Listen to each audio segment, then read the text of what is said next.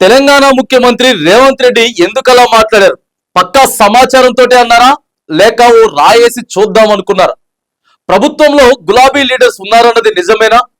Cabinet meeting అయిన వెంటనే ఒకరిద్దరు మంత్రులు నేరుగా ప్రతిపక్ష నాయకుడికి ఫోన్ చేశారన్న మాటల్లో వాస్తవం ఉందా? అసలు తెలంగాణ ప్రభుత్వంలో ఏం జరుగుతోంది? ముఖ్యమంత్రి రేవంత్ రెడ్డి అసలు ఏమన్నారు? సిఎల్పి సమావేశంలో తెలంగాణ సీఎం రేవంత్ రెడ్డి చేసిన వ్యాఖ్యలపై ఇప్పుడు రకరకాల చర్చలు జరుగుతున్నాయి. బీఆర్ఎస్ విషయంలో సాఫ్ట్ కార్నర్ అవసరం లేదని అనడం వెనక ఏదో ఉందని మాట్లాడుకుంటున్నాయి రాజకీయ విశ్లేషకులు. మామూలుగా అయితే రేవంత్ రెడ్డి అలాంటి వ్యాఖ్యలు చేసే టైప్ కాదని ఇప్పటి వరకు చేయలేదని గుర్తు చేస్తున్నారు కొందరు. కానీ ఇప్పుడు సిఎల్పి మీటింగ్లో అలా మాట్లాడారంటే తనకున్న సమాచారంతో కొంతమంది నాయకులను ఉద్దేశించి అనవుండవచ్చని టాక్ సోషల్ మీడియాలో జోరుగా నడుస్తోంది.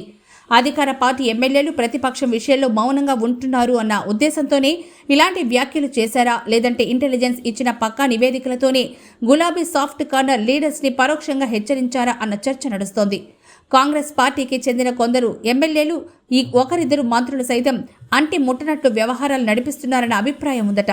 ఏదో నడుస్తుందంటే నడుస్తుంది అన్నట్లుగా పనిచేసుకోవాలని భావించే వారికి సంబంధించి సీఎం దగ్గర నివేదిక ఉన్నట్లు తెలుస్తోంది. ప్రభుత్వం మీద పార్టీ మీద విమర్శలు వచ్చినా కొంతమంది స్పందించేందుకు నిరాకరిస్తున్నారట. అది నా పని కాదులే అని వదిలేస్తున్నారట. రాష్ట్ర పార్టీకి కొత్త ఇన్ఛార్జిగా మీనాక్షి నటరాజన్ వచ్చినప్పటి నుంచి అందరినీ అలర్ట్ చేసే పనిలో ఉన్నారు. దీంతో సీఎం రేవంత్ రెడ్డి కూడా ఇన్నాళ్లు కాస్త చూసి చూడనట్లు ఉన్నా ఇకపై దూకుడుగా వ్యవహరించారని డిసైడ్ అయినట్లు సమాచారం. అందులో భాగంగానే ప్రతిపక్ష విషయంలో సానుకూలంగా ప్రవర్తించే ఎమ్మెల్యేలు మంత్రులైనా సరే కఠినంగానే ఉండాలని డిసైడ్ అయ్యారట. కొంతమంది మంత్రుల వ్యవహారం మీద ముఖ్యమంత్రి బాగా అసంతృప్తితో ఉన్నట్లు చెప్పుకుంటున్నారు.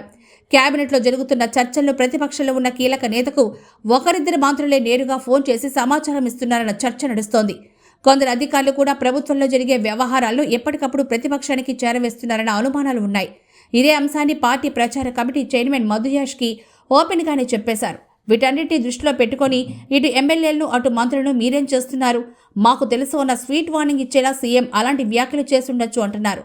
అలాగే సీఎల్పీ మీటింగ్లో జానారెడ్డి కుమారుడికి క్లాస్ పీకడం కూడా చర్చలో భాగమైంది. జానారెడ్డి కుటుంబం సీఎం రేవంత్ రెడ్డికి అత్యంత సన్నిహితంగా ఉంటుంది. అలాంటి వారికి గట్టిగానే చెప్పారు అంటే మిగిలిన వారికి కూడా ఇదొక హెచ్చరికలాగే సంకేతం ఇచ్చారన్న చర్చ నడుస్తోంది. సొంత పార్టీలో నాయకుల్ని కంట్రోల్ చేయడంతో పాటు అలాంటి ప్రవర్తన ఉన్నవారిని హెచ్చరించడంలో భాగంగా సీఎం రేవంత్ రెడ్డి అలా మాట్లాడి ఉండవచ్చు అంటున్నారు.